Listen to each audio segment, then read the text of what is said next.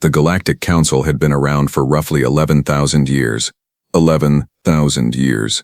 They had watched civilizations rise, watched them burn, watched them beg, watched them bow. They had seen species go from throwing rocks at each other to building ships that could fold space like a napkin. They had handled every possible response to their supreme authority with grace, dignity, and the kind of cold efficiency that only comes from having done something so many times it stops feeling like cruelty and starts feeling like routine.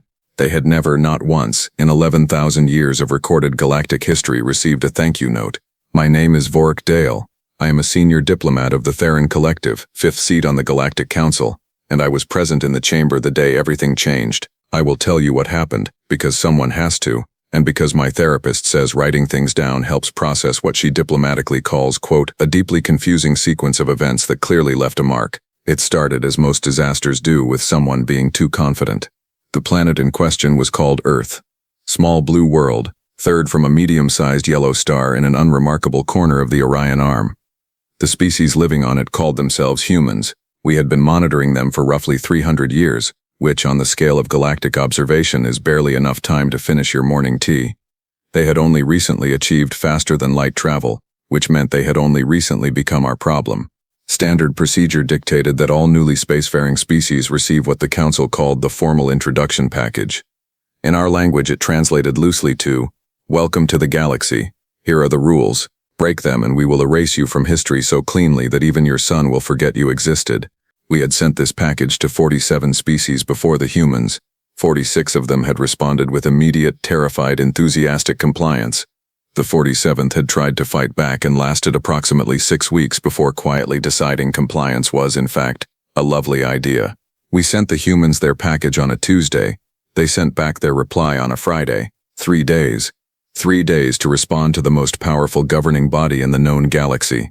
Ambassador Kelvin Ra, who sat to my left on the council and had a habit of tapping his secondary fingers when he was nervous, had been tapping since the moment the reply entered our communication system. I could hear him tapping now, in the high chamber, as the communications officer placed the translated document on the main table. The chamber was enormous, as all council chambers are, because nothing communicates authority like making everyone feel small. The walls were carved from the bones of the Halvith Nebula, which sounds poetic until you realize that is quite literally what they are. The ceiling stretched so far upward that lesser species sometimes got vertigo just walking in. Light came from bioluminescent panels that had been running continuously for 4,000 years. None of that mattered when first speaker Orvale Toss picked up the human reply and began to read. Orvale Toss was not a being who showed emotion easily. She had been first speaker for 60 years. She had negotiated the Tressian armistice, ended the Pale War, and once made a warlord cry just by raising one eyebrow. She read in silence for a long moment. Then she set the document down very carefully, the way you set something down when you are not entirely sure it is safe to hold. "It says," she began, and then stopped. "It says," I prompted. "It says, and I am reading this directly," she continued. "Dear Galactic Council, thank you so much for your letter. We really appreciate you taking the time to reach out. The galaxy sounds wonderful, and we are very excited to be a part of it. We have reviewed your terms and conditions, and have some questions. We have attached a list. Also, we noticed your message mentioned consequences for non-compliance, and we want you to know that is totally fine. We completely understand the need for rules. You sound very busy and important, and we respect that. We look forward to working together." Warmly, Earth. Silence. Real silence. The kind that fills a room like water. Kelvin Ra had stopped tapping. "They said warmly." I said. "They said warmly." Orvale Toss confirmed. "They attached a list," added Dorvan Fell from the far end of the table, the oldest member of the council, a being who had literally seen the collapse of 2 empires from his office window, and described it as, quote, mildly eventful. "How long is the list?" he asked. The communications officer checked. 47 questions, Elder." Dorvan Fell made a sound that might have been a laugh, or might have been his ancient body doing something involuntary. It was hard to tell with him. "We read the questions." "Oh, we read the questions." Question number 1 was, when you say non-compliance results in civilizational erasure, do you mean cultural erasure, physical erasure, or both? Asking for clarity, not because we're planning anything, just want to make sure we understand the terms. Question number 7 was, is there a formal appeals process? Not that we expect to need one. Just good to know. Question number 15 was, Your letter mentioned the Council has authority over all spacefaring species. Does that include species that are technically spacefaring but prefer not to be? We have some on our planet who would rather stay home, and we want to make sure they are covered under whatever agreement we sign. Question number 23 was, several of our nations have existing trade agreements and mutual defense treaties with each other. Do those carry over, or do we need to renegotiate from scratch? If we need to renegotiate, could we possibly get a deadline extension? Our planet has a lot of nations. Question number 31 was, the section on resource extraction rights was a little vague. Could you clarify whether planetary subsurface rights are included, and if so, what the royalty structure looks like? We are asking because we recently found some very interesting mineral deposits on our moon, and we would hate for there to be a misunderstanding. Question number 47, the last one, was, also, and we hope this is not overstepping, but a few of our scientists noticed something interesting in the technical specifications you attached to your letter. There appears to be a minor calculation error in the quantum resonance equations on page 34. We corrected it and attached our version in case it is useful. No pressure, just thought you should know. I looked at Kelvin Ra. Kelvin Ra looked at me. They corrected our equations, he said. They corrected our equations, I confirmed. Our equations that are used in the operation of our fastest warships. Yes, equations our top physicists spent 60 years developing, so it would appear. Kelvin Ra started tapping again, but differently this time. Less nervous, more something else. Something I could not immediately identify. Orville Toss had moved on to reading the correction itself. Our lead science advisor, a rigid and deeply serious being named Fethel Gorn, had been called in from his lab, which he clearly resented, and now stood at the table reading alongside her. He had the expression of someone who had just found a small rock in their food. Not dangerous, just deeply annoying in a way that forced you to acknowledge it. It is correct, he said finally. The human correction? Orville Toss asked. Yes. A pause. A very long pause. It is more than correct. It is. They have extended the formula. What we had was functional. What they have submitted is elegant. Elegant, she repeated. I do not use the word lightly, Fethel Gorn said, and he never did, which was the most unsettling part. The chamber went quiet again. Now I should tell you something about how the Council normally operates, because context matters. When a new species receives the formal introduction package, there is a standard response process. The species panics. They send a representative, usually the most important-looking person they have, to one of our neutral meeting stations. There are tears. Sometimes. There is posturing. Often. There are declarations of sovereignty that everyone pretends to take seriously for approximately 4 minutes before the species signs whatever we put in front of them. It is efficient. It is orderly. It has worked 46 times in a row. The humans had not panicked. They had written back. With questions. And a correction to our physics. And they had signed it warmly. Dorvan Fell, who had seen the collapse of 2 empires and called it mildly eventful, spoke again from the far end of the table. Pull up everything we have on them. What we had was considerable, given 300 years of observation. The humans were, by galactic standards, extraordinarily young as a civilization. They had only developed writing 11,000 years ago, which, to put in perspective, was roughly when our council was holding its inaugural meeting. They had spent a significant portion of their recorded history in conflict with each other, which was not unusual. Most species go through a period of internal fighting before they figure out that cooperation is more efficient. What was unusual was the speed.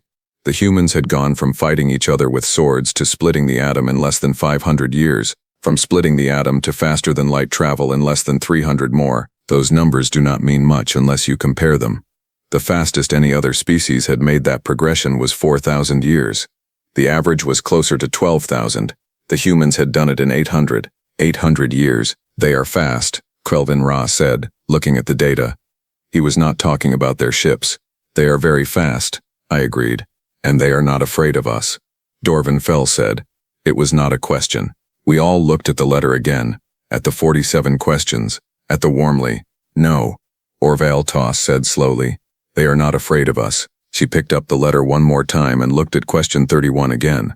The one about the mineral deposits on their moon. The one where they mentioned they would hate for there to be a misunderstanding. It was polite, perfectly polite, cheerfully, genuinely, almost aggressively polite. And somehow, the more I read it, the more certain I became that the politeness was not an accident. The humans knew exactly what they were doing. They just did not feel the need to say so out loud. Orville Toss set the letter down for the 3rd time. She looked at the rest of us, one by one around the table. "Convene a full session," she said. "All seated members, tomorrow morning. What do we tell them the agenda is?" the communications officer asked. She was quiet for a moment. "Tell them we have a situation," she said finally, "and that we would appreciate their thoughts on how to respond." The communications officer nodded and left. Dorvanfell made that sound again, the one that might have been a laugh. I thought about the humans, about their fast hands and their faster minds, about a species that had been throwing rocks at each other 800 years ago and was now correcting the equations of the most powerful governing body in the galaxy, politely, cheerfully, and without being asked. I thought about question 47. No pressure. Just thought you should know. I thought about what it meant that they were not afraid, and I started, very quietly, to understand why. The full session convened at dawn, which on our station meant the artificial lighting shifted from deep violet to pale gold, a programmed simulation of a sunrise that nobody had asked for but everybody had quietly grown to appreciate. 41 seated members of the Galactic Council filed into the Grand Chamber, took their assigned positions, and looked at the letter from Earth the way you look at something you found on your doorstep that is moving slightly but does not appear dangerous. 41 of the most powerful diplomatic minds in the known galaxy, representing species that had survived wars, famines, stellar events, and each other, and every single one of them, without exception, had read the humans' 47 questions the night before and arrived this morning wearing the same expression.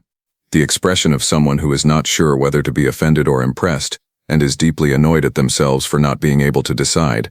First speaker Orvale Toss called the session to order. She did not waste time on ceremony. She placed the letter at the center of the projection table, let it expand to full display size so every member could read it clearly, and then said simply, "Thoughts." Ambassador Grelic Van of the Suri Dominion spoke first. He was tall, gray-skinned, and had negotiated the terms of surrender for 6 different civilizations, which he brought up often enough that everyone had silently agreed to stop finding it impressive. "This is a provocation," he said. "The correction to our equations especially. They are making a point." "What point?" asked Yaveth Sul of the Marin Assembly, who was small, quick, and had the habit of asking obvious questions in a tone that made everyone feel the question was not obvious at all. "That they are not intimidated," Grelic Van said. "Or," said Dorvanfell from his seat at the far end, his ancient voice carrying the particular calm of someone who had simply lived long enough to stop being dramatic about things. "They genuinely found an error and fixed it, and genuinely have 47 questions, and genuinely signed it warmly because they are warm." Grelic Van stared at him. "You think this is sincere?" "I think," Dorvanfell said, "that assuming every action is a tactical maneuver is how you misread a species. We have done it before, it did not go well." That landed. Everyone in the room knew which incident he meant. The Havari misread of the 3rd millennium, where the Council had interpreted a species' ceremonial gift-giving as a declaration of war, responded accordingly, and spent the next 200 years dealing with the consequences. It was not a chapter anyone enjoyed revisiting. The room shifted slightly. Not in opinion, not yet, but in tone. I had said nothing so far. I was watching the way the members moved through the question list projected above the table, watching their eyes stop at the same places mine had, watching the particular pause that happened every single time someone reached question 47. No pressure. Just thought you should know. It kept doing something to people. Something small and hard to name. Orvale Toss turned to Faithful Gorn, who had been standing to one side in the quiet, furious way that scientists stand when they have been pulled into a room full of diplomats and are being very mature about it. "Tell the full session what you told me last night," she said. He straightened, looked at the ceiling briefly as if appealing to something, and then looked at the room. "The humans corrected a quantum resonance equation that our physics division has been using in warship navigation for 60 years. The correction is valid, beyond valid. They extended the formula in a direction none of our teams had considered, and the extension works. I ran the models. It is not just an improvement, it is a better theory." Silence. "How long did it take them," asked Yaveth Sul, "to produce this correction?" "Given when we sent the package and when they replied," Faithful Gorn said with visible discomfort, "somewhere between 70 and 80 hours. Yaveth Sul nodded slowly. "So they received the most complex technical documentation our council produces, found an error in it that our own teams had not caught in 60 years, extended the underlying theory and sent it back, in 70 hours as a footnote to a thank you note." "That is an accurate summary," Faithful Gorn confirmed in the tone of a man describing his own house fire. Grelic Van had stopped talking. He was looking at the letter differently now. still suspicious, but differently. Pull up their development timeline again. Orville Toss said. The display shifted. The room looked at the arc of human civilization, the compressed centuries, the violent, brilliant, relentless scramble from stone to star. I had been thinking about something since the night before, and I had not said it yet because I was still deciding whether it was the right framing. But looking at the room now, at 41 of the most experienced minds in galactic politics all quietly reconsidering their initial assumptions, I decided to say it. We have been treating this as a compliance situation, I said. Several heads turned toward me. We sent them the formal introduction package. We expected the standard response: fear, submission, signature. And when they did not give us that, we looked for the hidden threat in what they sent. We asked ourselves what they were really saying underneath the politeness. And what is your point, Vorkdale? Grellick Van asked. My point is that we have been asking the wrong question, I said. We keep asking what the humans are planning. I think we should be asking what the humans are. The room was quiet. We know what they are, Grellick Van said, but with slightly less certainty than before. Do we? Said Dorvanfell. And that was when the second message arrived. The communications officer entered with the particular brisk walk that means something has happened, and it needs to reach the relevant people before they find out from someone else. She went directly to Orville Toss and spoke quietly. Orville Toss listened. Her expression did not change because her expression very rarely changed, but something behind her eyes shifted in a way I had learned, over decades of sitting next to her, to pay close attention to. Display it, she said. The second message from Earth appeared above the table. It was short, considerably shorter than the first. It read, Dear Galactic Council, we hope the questions were not too many. We have been talking amongst ourselves and we realize we may have caused some confusion. To be clear, we are absolutely willing to cooperate with the Council and participate in whatever galactic framework you have established. We think it sounds genuinely useful and we have a lot we would like to contribute. We just want to make sure we understand what we are agreeing to before we agree to it. We were raised to read the fine print.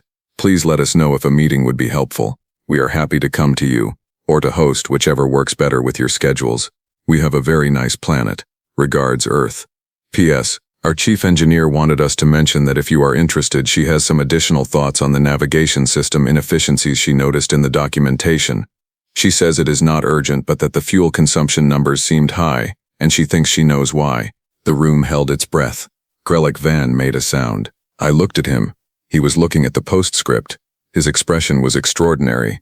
It was the expression of a being who has spent their entire career being the most formidable person in every room they have ever entered, and who has just read a postscript written by a human engineer on a planet that until recently did not exist to the galaxy, and who is, for perhaps the first time in their adult life, genuinely uncertain how to feel about that. She noticed fuel consumption inefficiencies, he said. In the documentation we sent them, I confirmed.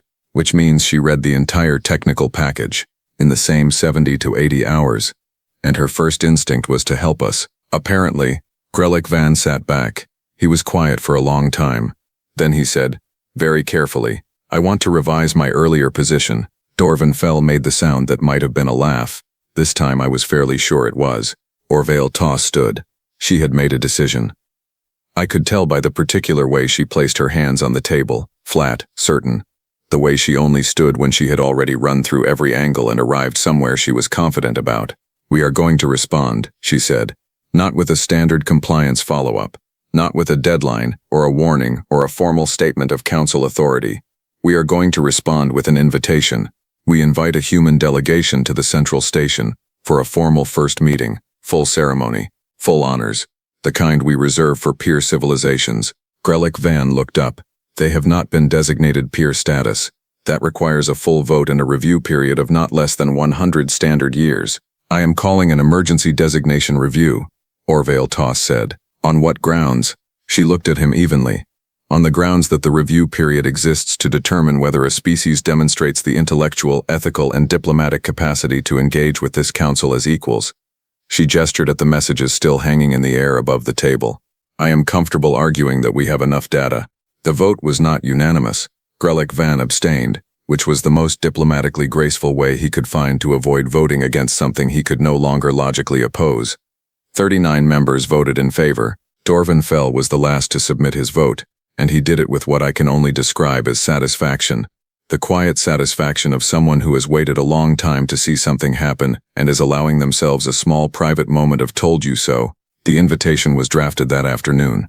It was the first invitation to Central Station that had ever used the phrase, "We look forward to meeting you," and meant it in the direction of a new species rather than having it translate, as it usually did in context, to something closer to, "Please arrive promptly for your formal acknowledgement of our superiority."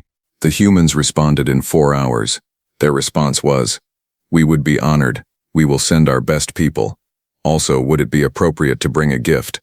We looked up some of your council's history and noticed that Ambassador Dorvan Fell has been a member since the 3rd millennium. Our cultural historians are very excited about this and have put together a small commemorative package of human historical documents from that era for him if he would like them. Entirely optional. Just a thought. Warmly, Earth." I read that message 3 times. Then I walked down the long corridor to Dorvanfell's office and knocked on the door. He opened it. He looked at me. He had clearly already read the message because he was holding a cup of something warm and had the specific expression of a being who is trying to look normal and is not entirely succeeding. "They researched you," I said. "Yes," he said. "They found out how long you have been on the council." "Yes, and they want to give you historical documents from Earth's 3rd millennium because they thought you might find them interesting." "So it would appear." I leaned against the door frame. "Do you still think this is sincere?" Dorvanfell looked at his cup, then out the window of his office, at the stars beyond the station glass, in the direction of a small blue planet in an unremarkable part of the Orion Arm. "Vorukdale," he said, "I have been on this council for 8,000 years. I have watched species claw their way to the stars. I have watched them arrive here angry, frightened, desperate, proud, deceptive, and occasionally so confused they needed assistance finding the front door." He paused. "I have never watched a species arrive and immediately look for ways to be useful." He looked back at me. "Yes," he said, "I think this is sincere." The human delegation arrived 6 weeks later.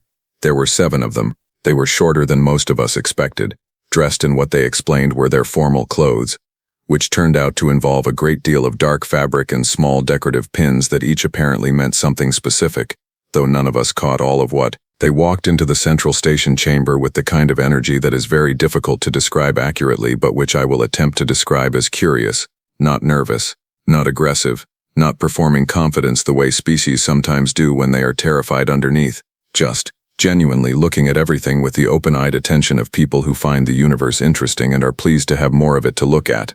Their lead representative was a woman named Petra Vale. She was compact, quick-eyed, and had the habit of tilting her head slightly when she was processing something, which turned out to be often because she was processing almost everything. She shook hands with Orvale Toss, which is a human greeting gesture that involves briefly gripping each other's primary appendage, and which apparently carries significant diplomatic weight in human culture. Orvale Toss had been briefed and performed it without hesitation. Petra Vale smiled, a real one, the kind you cannot rehearse. "Thank you for having us," she said. "Thank you for coming," Orvale Toss replied. And then, because she is who she is, she added, "And thank you for the equations." Petra Vale laughed. It was a good laugh, the kind that filled a room without dominating it. "Thank Rika for those," she said, gesturing to one of the others in her delegation. A younger woman with close-cropped hair and the permanently distracted expression of someone whose brain is usually 3 topics ahead of the current conversation. Rika looked up, registered that she had been mentioned, and gave a small wave that was equal parts greeting and apology for not paying more attention. The meeting lasted 4 days. I am not going to summarize everything that happened in those 4 days because some of it is still classified and some of it I am still honestly making peace with. What I will tell you is that by the end of the 2nd day, Grelic Van had asked Rika 3 separate questions about the fuel consumption problem she had identified and had described her answers in a private message to his staff as genuinely the most interesting conversation I have had in 40 years. What I will tell you is that on the 3rd day, during a formal dinner, Petra Vile asked Dorvan Fell what the galaxy had looked like 8,000 years ago, and he told her, and the entire human delegation went completely quiet and listened in the way people listen when they understand that the person talking has seen things no living being has seen, and that the appropriate response to that is to be still and pay attention. What I will tell you is that on the 4th day, when the formal agreements were laid on the table, Petra Vale read every page, all of them, and asked 12 more questions, and the questions were good ones, and when she signed with a pen she had brought from Earth, a small thing made of dark metal that she explained had belonged to her grandmother, who had been, by human reckoning, a schoolteacher. She signed. She looked up at Orville Toss. "We are going to be good at this," she said. Not a boast, not a promise, just a quiet statement of intent from a species that had looked at the galaxy and decided without apparent hesitation that the correct response was to show up, ask good questions, fix what was broken, and be warm about all of it. Orville Toss looked at her for a long moment. "Yes," she said finally, "I believe you will." I walked back to my office that evening along the long corridor with the nebula bone walls and the 4,000-year-old lights, and I thought about what Dorvan Fell had said, about species arriving angry, frightened, desperate, proud, about the 11,000 years of this council, all those civilizations, all those first meetings. I thought about a thank you note, about 47 questions, about no pressure, just thought you should know. And I sat down, for the first time in a very long time, genuinely curious about what was going to happen next.